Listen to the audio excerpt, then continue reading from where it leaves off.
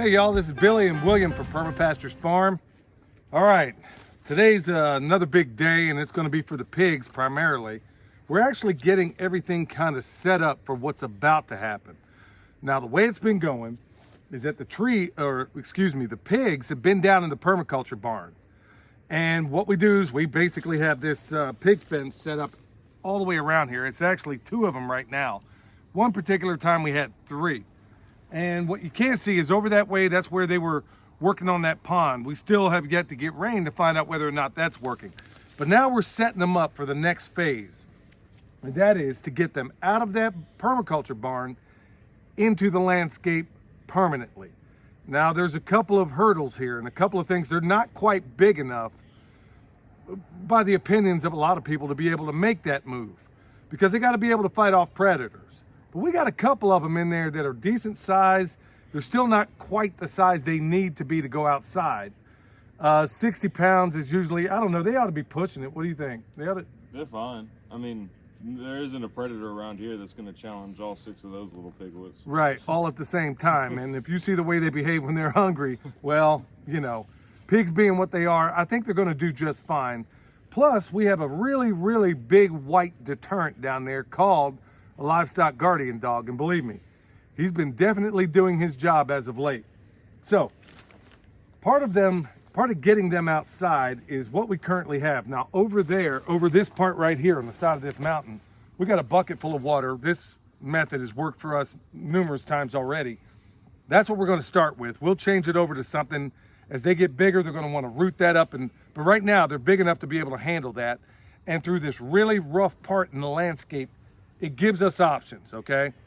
So right now, it flattens off a little bit higher than this. But folks, I know you can't hardly tell it, but we are right down the slope of a mountain. And we gotta be able to work that. So the next part of that is putting up this triangular sail. It used to be down there with the sheep, but we're gonna repurpose it because we got a bigger one for the sheep. It's kind of been sitting on the shelf. We're basically gonna make a little hooch the way that they would in the old days in the military, in the army. And you're thinking, gee, how would that work out for the pigs? It's going to work out just fine. In fact, here in a little bit, I'm going to take you up the hill and I'm going to show you what the guinea hogs do.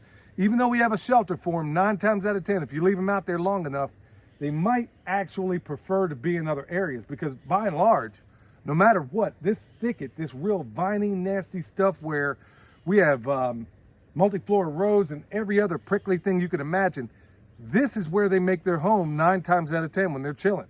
So all we're going to do is provide a way to hold in a little bit of heat and at the same time keep the elements off of them because we're going to be in the shady side of winter before too long.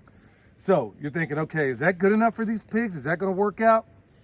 Yeah, we've done it before. In fact, in the old days, the way I look at it, y'all, if this was good enough for a soldier, this is the way we would have done it back in the old days if we had any shelter at all. If this is good enough for a soldier, it's good enough for some pigs. So with that said, we're just going to basically attach this thing anywhere we can, but we're going to make absolutely sure that pigs cannot have any access to this or any access to anything that's supporting it. All right, with that said, we're just going to go ahead and kind of put this thing up and we're going to rock on with it. All right, so on this end where the metal ring is on the tarp, I tied a bow line right here. And then on this end, around the smaller part of this tree, I'm going to tie a round turn with 2 half hitches. We have a knots video where you can learn these knots. So there's my round turn. And then I'm going to put 2 quick releases in this. There's 1 half hitch. There's 2 half hitches with 2 quick releases. So to undo it, you just pull this one and then you'll pull the next one. So William's got his end anchored off and I'm going to do exactly the same thing. But you might be thinking, okay, right here's the pig net. I hope this thing ain't on. Okay, so I'm just going to kind of play with it. I know this side here, there's my net, but it really doesn't matter because I'm looking, this is why I use 550 cord and this is why I use something that's highly visible. Excuse me, in certain tactical environments, obviously you wouldn't want to use this, but I'm putting up a pig net, or a pig shelter rather. So all I'm going to do is I'm going to bring the party over here, just like William did on the other side, and I'm going to pull it kind of tight. just like we did with that one rope bridge, or basically the zip line the other day. It's the same exact stuff, y'all. Here's why I keep promoting all these knots. Now, William did a round turn with 2 quick releases on that end. That's fine. Over here, I'm just gonna do a round turn with a 1/2 inch and a quick release. So it's all, you know what, I'm just gonna do a round turn with 2 1/2 inches. Oops, almost made a girth hitch. So we're gonna take that other triangle and we're gonna put it on the uphill side.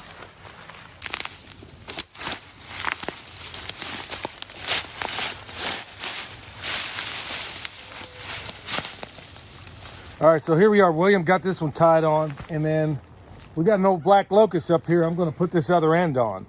Okay, now we're doing this, when we put up our shelters, we do it with the anticipation of the next move. If you look down, right there below you is the edge of the fence.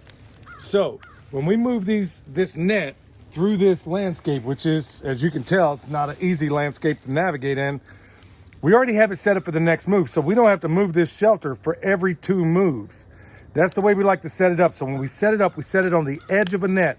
So when we move it to a new paddock, it's already set up. So it saves a little bit of time on the front and back end. Now, this is also just a little side note. Look around here. What do you see? I mean, this is that Chinese silvergrass as far as the eye can see.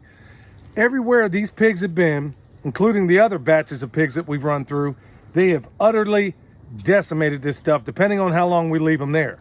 So basically made my way through here, just trying to stomp this stuff down. Now we're going to get the edge up to this tree.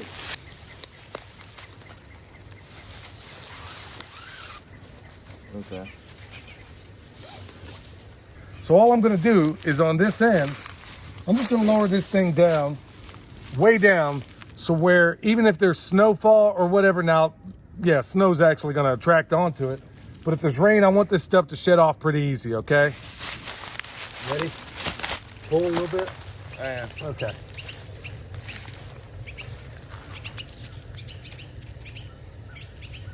All right, so this part's done. All right, all we got to do is let them out. We're going to let them kind of get acclimated. They're getting the water outside now. Everything's off and running. Tomorrow, they're going to make the plunge. That's going to be their first day outside, day and night, and from here on out. Now, with that said, let's go over there and let's look at these other pigs and show you what they do if you leave them alone.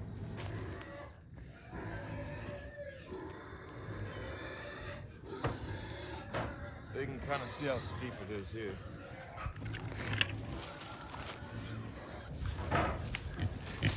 Here they come. Come on.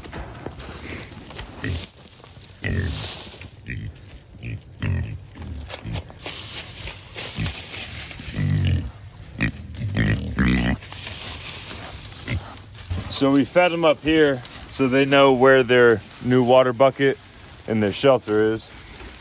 And they'll knock out some of this silvergrass too.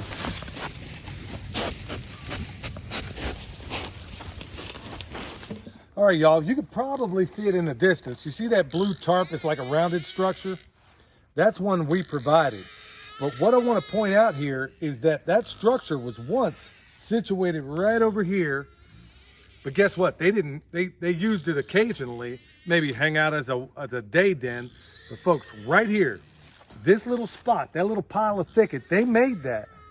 This is where they preferred to bed down at night. They made something of a lean-to with not only the leaves and some of the branches over there. This is what they will do in the wild. So at the end of the day, if you think the pigs require this big elaborate structure, they do not. This is a method, by the way, I'm going to give credit to whom it's due. This is a method I learned from Cody Holmes up in Missouri.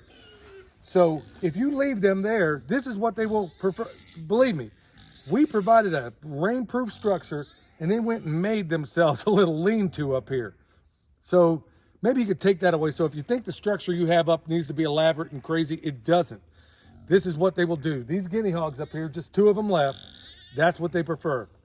Now, folks, hopefully this, oh, there's my little puppy back there saying hi, making his little, there he is, stealing the shot once again. Remember, folks, if you need anything from us, bone sauce, deer repellent, it's the world's best deer repellent. We make it right here. Also all natural, ain't gonna harm nobody. We also have comfort. You can still get that in from, I'd say, zone 7 on down. If you need additional content, things that we don't necessarily discuss on YouTube, you can find us on Patreon. if you want to support us, folks, look at this. Look at the information boxes provided right here on YouTube. If you want other ways, if you want products that we use that work out well for us, check it out. We also have it there. So, folks, until next time, this is Billy for Perma Pastures Farm, where permaculture is my passion. I almost said it the other way. We'll see y'all next time.